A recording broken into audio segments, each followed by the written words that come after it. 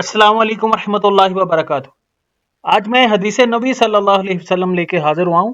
رسول اللہ صلی اللہ علیہ وسلم نے فرمایا، ایک زمانہ آئے گا میری امت بڑی عیاش ہو جائے گی، اور اس حال میں ایک رات ایسی بھی آئے گی کہ رات کو انسان سوئیں گے اور صبح کو اٹھیں گے تو بندر اور خنزیر ہوں گے، اور یہ اس وجہ سے ہوگا مسلمانوں نے حرام کو حلال کر دیا ہوگا، زنا کو عام کر دیا ہوگا، نماز روزہ چھوڑنا عادت بنا لیا ہوگا، دھوکہ دینا، کسی کا دل دکھانا عادت بنا لیا ہوگا۔